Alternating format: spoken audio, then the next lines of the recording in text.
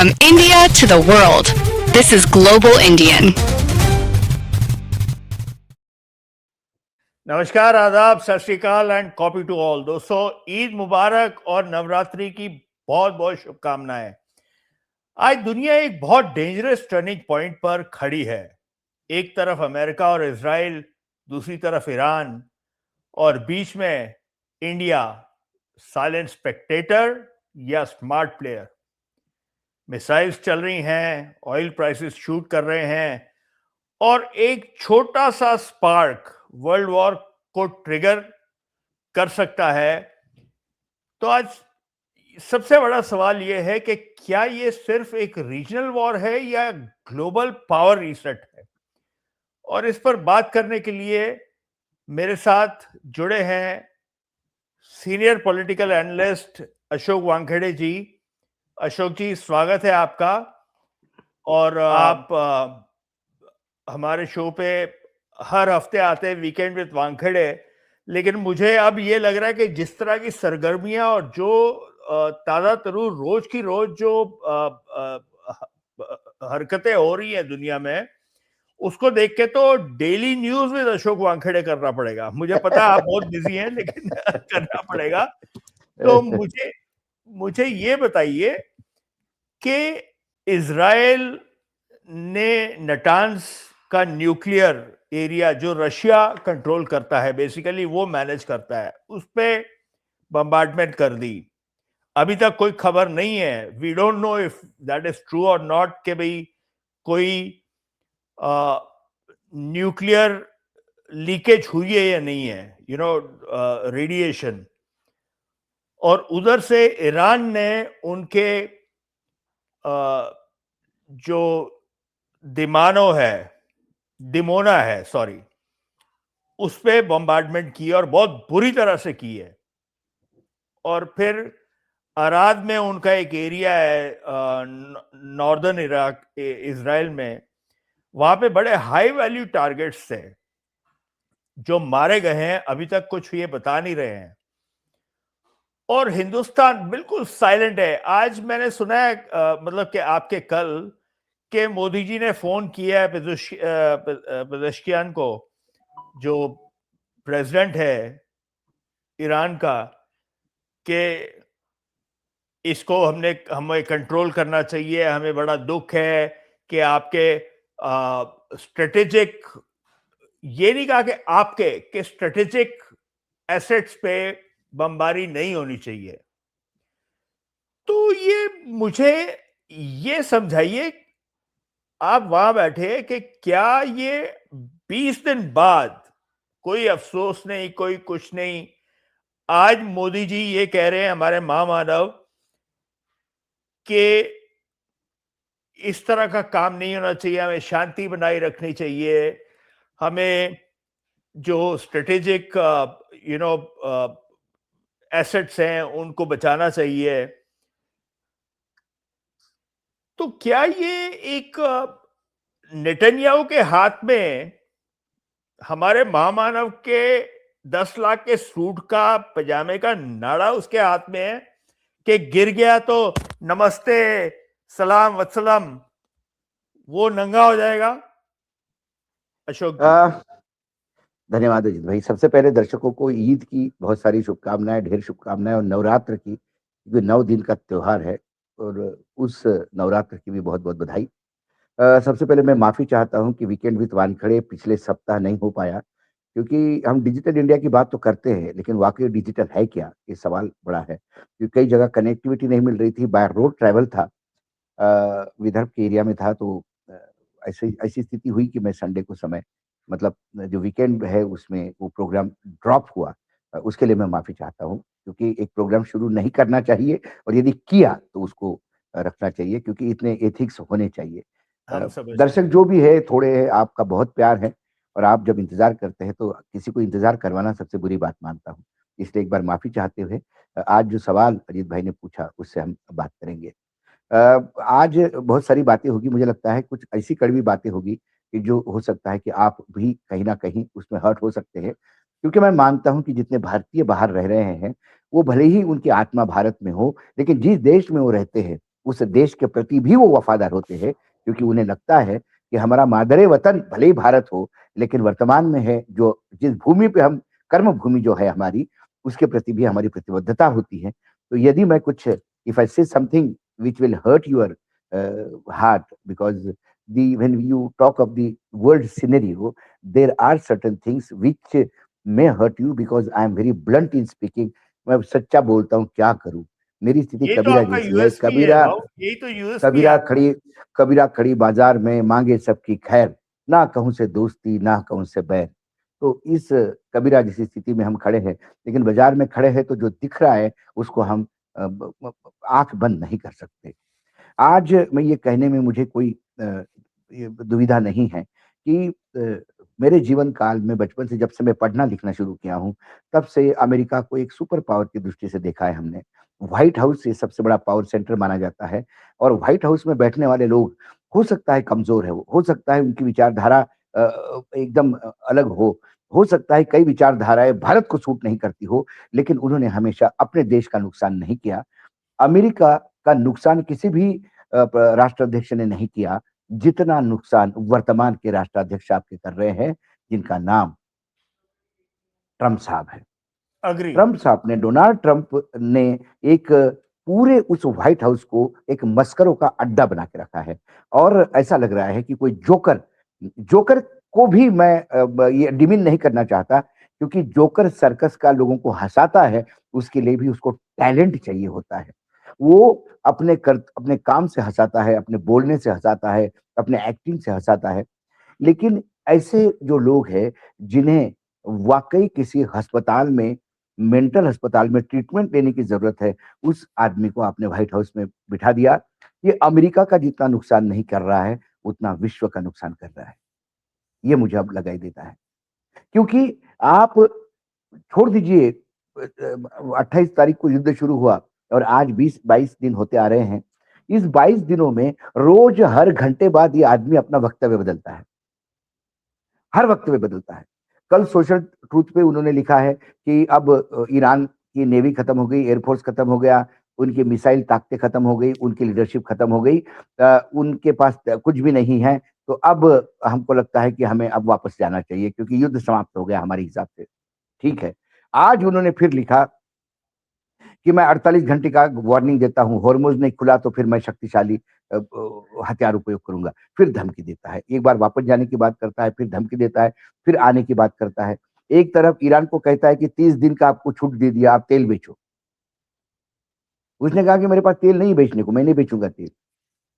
Iran तेल नहीं बेचेगा, क्योंकि ईरान विश्व को बताना चाहता है कि एक आदमी के पागलपन से पूरा विश्व कैसा तेलों की कीमत से जल रहा है। रीढ़ की हड्डी है, रीढ़ की हड्डी है। भाऊ, इस बात पे मैं एक क्लिप लगा देता हूं, जरा देखिए। ये ट्रंप का स्टेटमेंट, ये देखिए।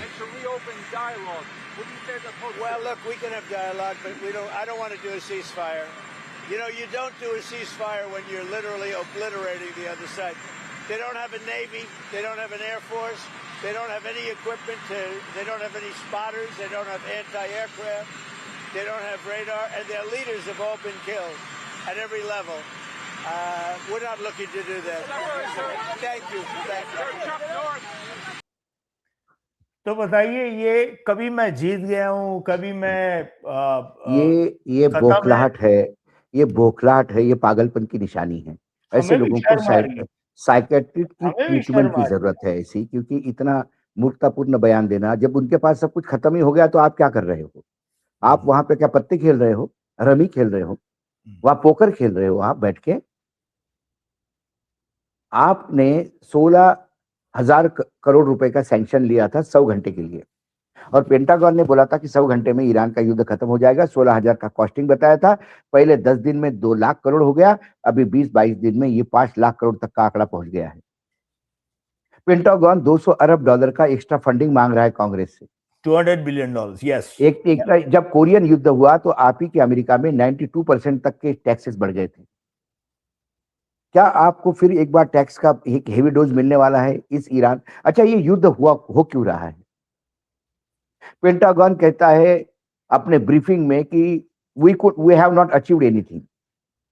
पेंटागन अपने सांसदों को, जो कांग्रेस के मेंबर्स है, उनको ब्रीफ करता है कि अभी तक कुछ हमने हासिल नहीं किया। अब ये आदमी बाहर प्रेस को बोलता है कि हमने सब कुछ हासिल किया। इनका पहला फोकस था कि हमको ईरान में रेजिम चेंज करना है। अब फोकस बदल गया है। सोशल ट्रूथ पे लिखता है कि we have achieved the 5 goals which we were fighting for. पहला गोल कि सब लीडरशिप को मारना, हमने मार दिया। दूसरा गोल, उनको न्यूक्लियर लायक नहीं छोड़ना, वो कर दिया। तीसरा गोल, उनके सारे मिसाइल खत्म करने थे, वो कर दिए। ये ऐसे लगातार 4 गोल बता रहे हैं। उनकी आर्मी नेवी एयरफोर्स हमने खत्म कर दिया, उनको उनको लड़ने लायक नहीं रखा। अब ऐसी स्थिति में हम ईरान को छोड़ के जाना चाहते हैं। ये जब वो बोल रहा है तब ईरान ने 4000 किलोमीटर दूर वाला मिसाइल दागा डिएगो गार्सिया। और गार्सिया में, और उन्होंने ये बता दिया कि हम क्या है। आप इस युद्ध में आए क्यों? यदि इजराइल ने आपको इस युद्ध में खींचा है तो क्या अमेरिका इतना कमजोर है कि इजराइल को बोले और आप आ जाएं? क्यों इजराइल के पीछे आप नाच रहे हैं? क्या ये डॉलर की सुप्रीमेसी के लिए लड़ रहे थे? क्या तेल के लिए लड़ रहे थे? या फिर अपनी इज्जत बचाने के लिए लड़ रहे थे? मोसाद का एक ऑफिसर, सीनियर ऑफिसर जो रिटायर्ड होकर यूरोप में सेटल हो गया है, वो बाकायदा अपने पॉडकास्ट में कहता है कि Epstein was our man, we financed him. और यस, जो डॉक्यूमेंट्स अमेरिका में मिले हैं, जो 1 लाख, जो 30 लाख के आसपास डॉक्यूमेंट है, 1 लाख 85,000 फोटोग्राफ है और 20,000 फिल्में हैं। ये सारे डॉक्यूमेंट्स वो है जो उस आइलैंड पे आपने रेड किया है एफबीआई ने, जो आपने उसके ऑफिसेस और रेसिडेंस पे रेड किया, लेकिन वो डॉक्यूमेंट और फिल्में कहाँ है जो उसने मोसाद को दी है। और मोसाद को पास जो मटेरियल है वो बहुत इन्फ्लेमेबल है। विश्व के कई बड़े लीडर सुइसाइड कर लेंगे यदि उन्होंने वो रिलीज हो गई तो, क्योंकि जनता के बीच में जा नहीं पाएंगे, जनता चमड़ी उतार देगी। इतने घिनौने फिल्में हैं। क्या उसमें ट्रंप अटके हैं? क्या उसमें मोदी अटके हैं? ये सवाल उठ रहे हैं क्योंकि आप वहां क्यों हो, ये जब पूछा जाता है तो आपके पास अर्थ नहीं। आप कहते हैं कि हमें वहां पे न्यूक्लियर कैपेबिलिटी थी, अब बोलते हो कि न्यूक्लियर कैपेबिलिटी खत्म हो गई। जब खत्म हो गई तो फिर आप क्या कर रहे हो? वो तो जून अब में वापस आ इन्होंने जाइए। खत्म कर दिया था, 3 बम मारे, बोले सब कितनी बार खत्म, दे आर बोलोगे? रोज ऑब्लिटरेटेड। रोज ट्रम्प कहता है कि their air force is finish, their ships have gone to the sea bottom, they don't have radar system, they don't have anything, their leadership is killed. ये 4-5 लाइनें रोज कहता है वो। But we are warning them. NATO ने आपको मना कर दिया, यूरोपियन यूनियन ने मना कर दिया, यहां तक कि स्विट्जरलैंड ने भी आपको अब आर्म्स और एम्यूनेशन सप्लाई करने का मना कर दिया। There must be some reason to it. Why everybody is feeling that it is you are basically doing a wrong thing with Iran? Why everybody is taken Israel as a villain? क्यों? Iran आज भी अपना नुकसान बताता है। America में क्यों censorship है? क्यों जो लोग शहीद होते हैं उनका कवरेज मीडिया को नहीं करने दिया जाता? टोटल 100% सेंसरशिप इजराइल में है। इजराइल का फुटेज बाहर आने नहीं देते। ये तो अच्छा हुआ कि सैटेलाइट इमेजेस से सब पता पड़ता है कि उनका तेल एवीज कैसा खंडर में तब्दील हो गया है। मैं दिखा देता हूँ जो दिमोना में इन्होंने तो बम मारा है न्यूक्लियर हाँ, फैसिलिटी पे, ये दिखा देता हूँ। Whoa. Whoa. Whoa. ये न्यूक्लियर फैसिलिटी के पास में बम मारा है। Whoa. वहां मारा है, उनके कॉम्प्लेक्सेस खड़े हो गए, लेकिन जो इंटरनेशनल एजेंसीज है जो मॉनिटर करती है, Wow. उन्होंने कहा कि वहां अभी लीकेज नहीं है, क्योंकि जो यूरेनियम संवर्धन का काम चल रहा था वो बहुत डीपली है, अंदर है, जमीन के अंदर, जहां तक अभी डैमेज पहुंचा नहीं है। लेकिन क्या ये आपने टीएनटी का वायलेशन नहीं किया? क्या आप क्रिमिनल नहीं हो, वॉर क्रिमिनल नहीं हो? आपने छोटे बच्चियों को मारा, अस्पतालों को मारा, और इजराइल खुल के कहता है कि there is no immunity for Iranians, all Iranians are on our target. तो हाँ, छोटे बच्चे, बूढ़े, अस्पताल के मरीज, ये तो युद्ध में नहीं होता कभी। और यदि ये फ्री फॉर ऑल है तो फिर इसका भुगतना, और इसके साथ अमेरिका है, तो that America has to shoulder the responsibility. Israel उनके हाथ में नहीं है, इजराइल उनका सुन नहीं रहा है, कोई यूरोपियन देश उनके पास नहीं है। अमेरिका को ये बोलना पड़ा कि जो हार्मोज है उसमें से आपको जहाज निकलना होगा तो अब अपने अपने भरोसे निकाल लीजिए। हमें कुछ फिर हमारा तो कोई फायदा नहीं होगा। हमारा आप फायदा देख लीजिए हमारा, अपना। आप देख लीजिए, आप अपना अपना हिसाब कर लीजिए। हम्म, तो भैया लोग कर ही रहे थे, तुम क्यों आए? अमेरिका इस युद्ध में उतरा इसलिए हार्मोज बंद हो गया, नहीं तो इसराइल और ईरान आपस में निपटा लेते एक दूसरे को, हार्मोज बंद नहीं होता। हार्मोज अमेरिका की वजह से बंद हो गया। तो कुल मिला के आप लोगों को कहते हो कि everything is okay, we are fine. इधर आर्मी आपका अब्राहम लिंकन जो लॉर्ड ऑफ द सी था, वो जख्मी होकर चला गया है, बुरी तरह से डैमेज हो गया है। अब वो कितने सालों के बाद रिपेयर होके आएगा, रिपेयर हो भी पाएगा कि नहीं पाएगा? Lord of the sky F-35 was badly hit, समझ में नहीं आया कैसा हो गया। जेराल्ड फोर्ड वापस चला गया जेराल्ड रिपेयर। फोर पे वहां पे लग गई वो 30 घंटे की टेक्निकल फॉल्ट में। अरे बच्चा भी जानता है टेक्निकल फॉल्ट की आग 30-30 घंटे नहीं चलती। It was hit by the drone. नहीं नहीं, यहाँ स्पेकुलेशन है कि उन्होंने तो खुद ही, क्योंकि इतने महीनों से वहां सी पे थे, उन्होंने खुद ही आग लगाई, वही चलो वापस। तो यहाँ इसका मतलब क्या है? मुझे, क्योंकि आप मराठी है अजीत भाई, तो मैं आपको बहुत जल्दी, मतलब आपके लिए मैं उदाहरण बता रहा हूं। डोनाल्ड ट्रंप की हालत औरंगजेब जैसी हो गई है। 28 साल दक्खन में औरंगजेब लड़ा, 28 years, the longest war ever Mughal fought ji, Deccan में। जो इंडिया का अभी महाराष्ट्र और साउथ इंडिया कह सकते हो, महाराष्ट्र, आंध्र प्रदेश, कर्नाटक, इसको दक्खन कह सकते हैं आप, ji. To understand better. They killed Sambhaji Maharaj, they killed so many things, they captured the capital, Aurangabad. but they couldn't conquer Maratha. After 28 years, Aurangzeb died in Dakhan and was Yes. buried in Dakhan. Yes. And his army and his all sons went back to Delhi bankrupt. Is that history going to repeat in Iran? Trump आए, Iran तो 8 साल तक युद्ध लड़ता है और they are there, उनकी वो स्ट्रेटेजी है लंबा युद्ध खींचने की। यदि अजीत भाई कह रहे हैं कि उन्होंने खुद ही आग लगाई, तो आप देखिए ये तो 20 दिनों में फ्रस्ट्रेशन आ गया। 6-7 महीने में क्या होगा? आपको एक दूसरे को मारेंगे क्या? एक जहाज पे टॉयलेट बंद हो गया तो वहां पे एक दूसरे के खिलाफ गन निकाल ली थी लोगों ने। तो आज के डेट में पूरा विश्व परेशान है, तेल से लेके। और ये जो डैमेज हुआ, ये डैमेज, ये आप यदि सोचते हो कि युद्ध खत्म हो जाएगा तो एकदम सारी चीजें कंट्रोल में आएगी, नहीं। कतार का जो LNG का प्लांट जो हिट हुआ है, वो कहते हैं, कतार का एनर्जी मिनिस्टर कहता है कि हमको 5 साल लगेंगे इसको ठीक करने में। 5 साल तक LNG का सप्लाई बाधित रहेगा। तो इंडिया की क्या हालत होगी? इंडिया तो मतलब कि इंडिया, वो देखिए है। हमारा तो ये है कि हम तो हमारे बड़े आका, बड़े मियाँ की तरफ देखते हैं। छोटे भैया, बड़े मियाँ, छोटे मियाँ, ये दोनों की टीम है। जैसा मैंने कहा कि वहां जो स्थिति है अमेरिका में, मैंने जो मैं कहा कि आपके यहाँ एक मतलब साइकिक ट्रीटमेंट, तो ऐसा हमारे देश में भी साइकिक ट्रीटमेंट की जरूरत है। आप आज ईरान को फोन करके बोलते कि अरे आपके न्यूक्लियर हिट हो गए, हमको बड़ा बुरा लगा। अरे आपको इजराइल को बोलना चाहिए।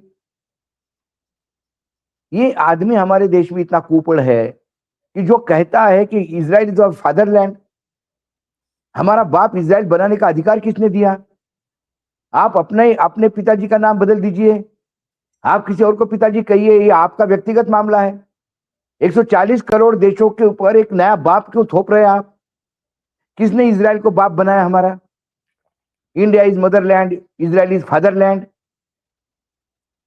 अंग्रेजी को शब्द तो समझ में नहीं आते, कुपड़ इंसान जो मुंह में आया बोल देता है। तो अपने फादर को बोलना, बम क्यों डाला उधर ईरान में? ईरान में अटैक हुआ, आप उसको सिंपैथी बताते हो। जिसने अटैक किया उसको बताओ कि you have done a wrong thing. सबने लेकिन किया। आप अमेरिका से नहीं, आप इटली, आप इतना डर रहे हैं, आप इतना डर रहे हैं इजराइल से। हमें लगा कि आप अमेरिका के सामने ही सरेंडर है। आपने इजराइल को भी पैर पकड़ना शुरू कर दिए और पहले उसको बाप बोल के आप झुक गए उसके चरणों में। इजराइल द्वारा जब अटैक किया ईरान में, तो एक कार पे अटैक होता है, एक छोटी बच्ची उस कार में स्ट्रगल करती है। वो फिल्म बनी है, उस फिल्म को ऑस्कर में उसको नॉमिनेशन हुआ है। उस फिल्म ने वीनस में अवार्ड लिया। इजराइल में भी उस दिखाया जा रहा है। वो इंडिया में फिल्म बैन कर दिया, क्यों? पूरे विश्व में दिखाई जा रही है, अमेरिका में दिखाई जा रही है, यूके में दिखाई जा रही है, यूरोप में दिखाई जा रही है। सिर्फ इंडिया में बैन है क्योंकि इजराइल के साथ संबंध खराब होंगे। क्यों? क्योंकि इजराइल के पास एक रस्सी है, यदि उसने वो खींच ली तो सबके नाड़े निकल जाएंगे। सही कहा आपने, 16 लाख का जो सूट है उसका नाड़ा खींच जाएगा। तो उसके इशारे पे ट्रंप भी नाच रहे, उसके इशारे पे हम भी नाच रहे। इन लोगों के व्यक्तिगत स्वार्थ के चलते, इन लोगों के व्यक्तिगत अय्याशी के चलते क्या देश, दोनों देश ने भुगत रहे। ये अमेरिका और भारत दोनों की स्थिति एक है। शर्मनाक। और जब हम ग्लोबल विलेज की बात करते हैं, जब सनातन धर्म की बात करते हैं, तो सनातन किसी भारत की बात नहीं करता, सनातन विश्व की बात करता है, पूरी वसुधा को एक कुटुंब की बात करता है। तो आज वहां पे ईरान में कुछ होता है या इजराइल में कुछ होता है तो दर्द होना चाहिए इंसान होने के नाते। और ये युद्ध पागलपन की लड़ाई है, और क्या, किस लिए? कि वहां एटॉमिक, अब कभी कहते हो कि उनकी कैपेबिलिटी नहीं है, कभी कहते हो कि वो कर नहीं रहे हैं, कभी कहते हो कि वो कर रहे हैं। वो इजराइल पूरे विश्व को डरा रहा है हर महीने, मतलब पिछले 5 साल से हर महीने कहता है कि बस अगले महीने वो एटॉमिक बॉम्ब बना लेंगे, अगले महीने। अगला महीना कभी आता ही नहीं। Within 10 days, within this, within that. With in that हाँ। तुलसी एक गैबर्ट ने ठरक कहा की है, तुलसी कि I am Gabbard the super, I am the जो सुपर पावर। एक कहावत है, बंदर के हाथ में वस्तुरा।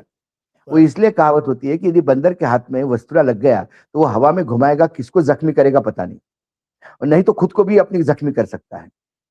ऐसा ही व्हाइट हाउस में ट्रंप को बिठा के आपने एक वस्तुरा दे दिया उसके हाथ में, और वो किस किस को मार रहा है पता नहीं, और ज्यादातर अब अपने आप को ही जख्मी कर रहा है। तो कुल मिलाकर यदि हम पूरा देखें तो ये जो पागलपन, ये ठरक जिसको कहते हैं, वो है कि बस मैंने बोल दिया ना, होना चाहिए, आई एम देयर। फिर चैनल वाले मूर्ख है, सवाल पूछने वाले, जनता मूर्ख है, अपोजिशन मूर्ख है, पुराने जितने भी राष्ट्रपति थे सब मूर्ख है, सारी अकल इन्हीं को मिल गई। और अब ऐसे फंसे हैं कि ना निकल पा रहा है ना उगल पा रहा है।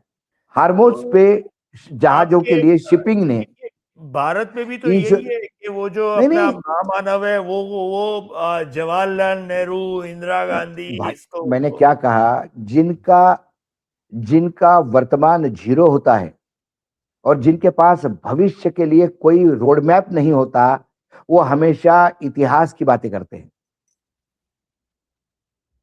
जिसका वर्तमान उज्जवल है और जिसके लिए भविष्य का बहुत बढ़िया रोड मैप है, उसको फुर्सत नहीं इतिहास में झांकने की।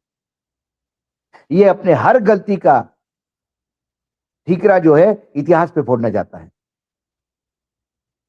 क्योंकि इनका वर्तमान शून्य है और भविष्य इनके पास कोई नहीं।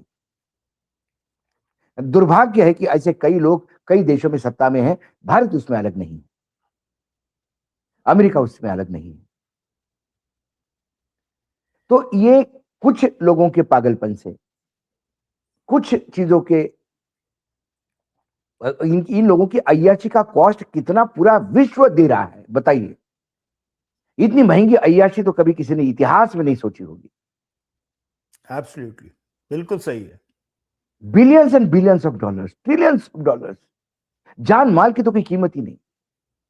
ये तो युद्ध में जो खर्चा हो रहा है उसकी बात करता हूं, जो युद्ध में जो नुकसान हुआ, बाबा बाबा बाबा बाबा, उसका तो आकलन नहीं कर सकते हम।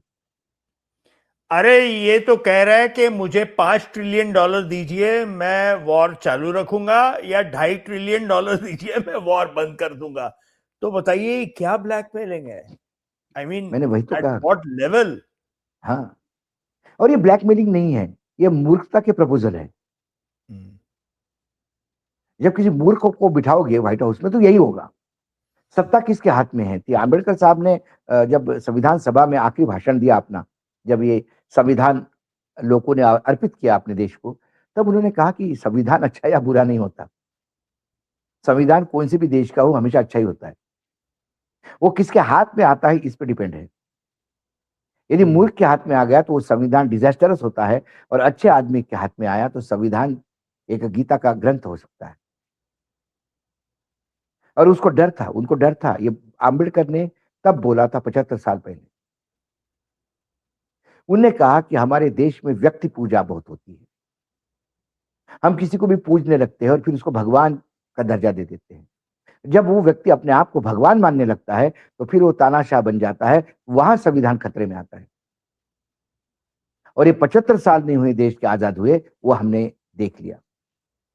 जब इंदिरा इज इंडिया बोलने लगे, बारुआ ने घोषणा की थी इंडिया इज इंदिरा, और इंदिरा जी को देवत्व दे दिया, तो संविधान ताक पे आ गया, इमरजेंसी लग गई। लेकिन इंदिरा जी पढ़ी लिखी थी तो वो रेक्टिफाई कर गई, अपने गलती का एहसास उन्हें हो गया। मूर्खों को एहसास नहीं होता, मूर्ख गलतियों को सही मान के और बड़ी गलतियां करने लगते हैं। और वर्तमान में ये नेतृत्व भारत में भी है और ये अमेरिका में भी है। इसके चलते लगातार हम परेशान हो रहे हैं। लेकिन जब एप्स्टीन फाइल की बात कर रहे हैं, फिर मैंने कहा कि अजीत भाई भी महाराष्ट्र से ताल्लुकात रखते हैं, हम भी चलिए मराठी है, तो थोड़ा महाराष्ट्र में भी महाराष्ट्र की भी बात फाइल करें। और बोल मैं रही जानता हूं कि हमारे बहुत सारे मराठी भाई भी ये कार्यक्रम खिल देखते भी होंगे। गया अशोक का तो राट की। एक हाँ एक एक एक एक एप्स्टीन फाइल महाराष्ट्र में भी खुल गई। एक कैप्टन था मर्चेंट नेवी का जिसका नाम था अशोक खरात। जब कैप्टन नेवी से दिल भर गया तो वो बाहर आ गया और उसने देखा कि इस देश को यदि मूर्ख बनाना है तो बाबा बनना सबसे बढ़िया काम है।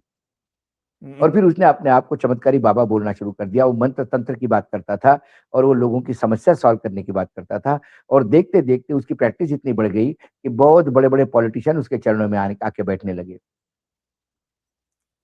चलो ठीक है, आपकी आस्था है, आप विश्वास के साथ करते हो, लेकिन उसने इसी आस्था के पीछे एक भयावह कांड रचना शुरू कर दिया और उसने अय्याशी करना शुरू कर दी।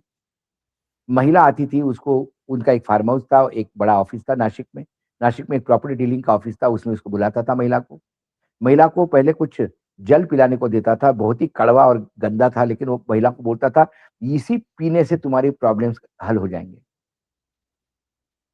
और वो टॉक्सिक होता था। उसके बाद वो महिला बेहोश होने लगती थी तो उसको ये बोलने लगता था कि मैं श्री कृष्ण का अवतार हूं और तुम राधा हो पिछले जन्म की, तो जो पिछले जन्म में अधूरा काम है अपना पूरा कर ले। ऐसा करके उस महिला पे बलात्कार करता था, फिर उसकी फिल्म बनाता था और उसको ब्लैकमेल और करता था। हाँ वीडियो बनाता था। तो यस एक महिला जो 2022 से 25 तक 3 साल तक उससे वो हर दूसरे तीसरे दिन उस पे रेप करता था वो लड़की। अल्टीमेटली उसने पुलिस में कंप्लेंट कर दी।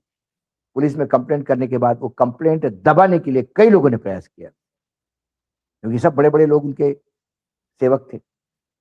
लेकिन सोशल मीडिया के चलते वो पुलिस को उसको कॉग्निजेंस लेना पड़ा और फिर पुलिस ने उसके फार्म हाउस पे रेड की। और जो चीजें मिली वो माइंड बॉगलिंग थी। एक पेन ड्राइव मिली जिसमें 200 से अधिक महिलाओं के साथ व्यभिचार करते हुए फोटो थे। जी वो शेर। उसमें जो फोटोग्राफ्स बाहर आए उसके किस किस का संबंध थे, तो वो चेयर में बराबरी पे बैठ के ज्ञान दे रहा है आदरणीय अमित शाह जी को, वो ज्ञान दे रहा है देवेंद्र फडणवीस को, फोटोग्राफ है। हमारे यहाँ वीके पाटिल है जो मंत्री हैं बड़े कैबिनेट में, वो उनके मंदिर में जाके पूजा कर रहे हैं और ये पूजा करवा रहा है। सुनील तटकरे जैसे लोग उसका स्वागत कर रहे हैं फूल देके, एकनाथ शिंदे जैसे लोग उनका स्वागत कर रहे हैं फूल देके। हाँ वो रूपाली फोटो चाकणकर है जो अजित पवार गुट की एक नेता थी, और वो महिला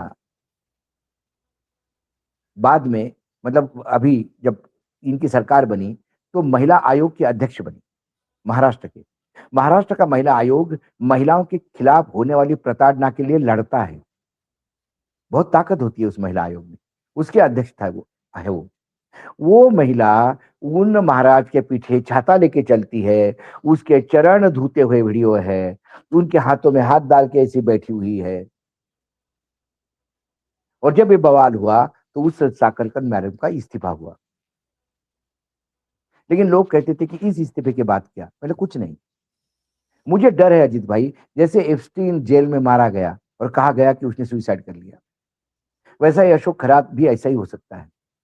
हमारे यहाँ ये अब शुरू हो गया है, क्योंकि हमारे यहाँ पिछड़े न्यू बॉम्बे में एक कांड हो गया था।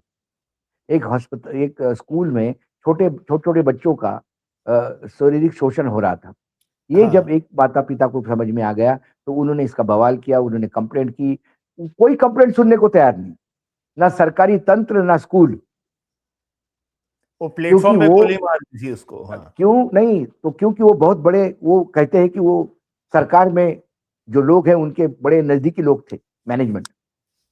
हम्म, फिर उन लोगों ने चक्का जाम किया, कुछ नहीं हुआ, लोगों ने एजिटेशन किया, कुछ नहीं किया। फिर उन्होंने रेलवे ट्रैक जमा किया।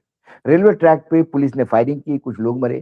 फिर उसके बाद सरकार ने कॉग्निजेंस लिया और एक वहां पे एक जो प्यून टाइप एक एम्प्लॉय था उसको पकड़ लिया, बोले यही कल्प्रिट है। लेकिन वहां पता पड़ा कि छोटे बच्चों की पोर्नो फिल्म बन के बाहर एक्सपोर्ट की जाती थी, ऐसे आरोप थे। उस लड़के को कोर्ट में पेश होता तो बहुत सारी चीजें बाहर निकलती। एक जेल से दूसरे जेल में वो लड़का ट्रांसफर हो रहा था। लड़के का वजन 50 किलो भी नहीं। 3 गन लिए हुए अधिक पुलिस उसके साथ थे वैन में, और उसका इनकाउंटर होता है और आरोप लगता है कि वो तीनों को मार रहा था। अपने बचाव के लिए गोली चलानी पड़ी और उसकी हत्या हुई और मामला सेटल हो गया। क्या खरात जीवित रहेगा, ये बड़ी बात है। एक नीरज यादव नाम का एक अटेंडेंट था खरात के ऑफिस में। कहते हैं उसने कुछ फिल्में लीक की है जो मार्केट में आई है, तो उसको भी शिरडी की पुलिस ने उठा लिया है और अभी नासिक क्राइम ब्रांच को हैंडओवर कर दिया है। क्या वो भी जीवित रहेगा कि नहीं रहेगा, मुझे बड़ा डाउट है, क्योंकि वो सब बता देगा कि कौन से नेता आते थे और क्या क्या करते थे। एक खबर ये भी है कि वो नेताओं को विशेष तरीका सिरप देता था, नेता सिरप खास। उस सिरप में क्या होता था, एक ऑर्डिनरी सिरप था वो, और उसमें वायग्रा पाउडर करके डाला जाती थी। तो वो सिरप पी के वायग्रा का जो इम्पैक्ट होता है वो नेताओं को शायद होता होगा। तो नेता को लगा कि बाबा तो बड़े शादी है, पावरफुल है, इतने पावरफुल है कि बाबा तीर्थ देते हैं और कमर के नीचे पावर आ जाता है। तो कई लोग इनके जिनके फोटो है वो इतने शर्मसार है। हमारे महाराष्ट्र में अंधविश्वास के खिलाफ एक कानून बना है, अंधविश्वास निर्मूलन कानून। और वो कानून कहता है कि कोई भी ऐसा भोंदू बाबा जो लोगों के साथ अंधविश्वास के साथ करता हो, उस पर एक्शन होनी चाहिए। लेकिन देखिए दुर्भाग्य, जिन लोगों ने एक कानून पास किया वही लोग चरण धो रहे हैं, वही लोग अंधविश्वास के चलते उसके मंत्र सुन रहे हैं, उसके साथ बैठ के अनुष्ठान कर रहे हैं, तंत्र मंत्र विद्या कर रहे हैं। कहां कितने से कहां मुखौटे पहुंची है लगा के, दुनिया, संत कहां तुकाराम से की धरती। कहां है संत तुकाराम की धरती, संत हाँ, ज्ञानेश्वर की धरती, गाडगे बाबा की धरती, ज्योतिबा फुले की धरती, आंबेडकर की धरती, शाहू महाराज की धरती, संभाजी महाराज की धरती, छत्रपति शिवाजी महाराज की धरती। कहां हो गया ये, क्या हो गया इस धरती को? कुठे नेऊन ठेवला महाराष्ट्र माझा? कहां लेके गए उस महाराष्ट्र को?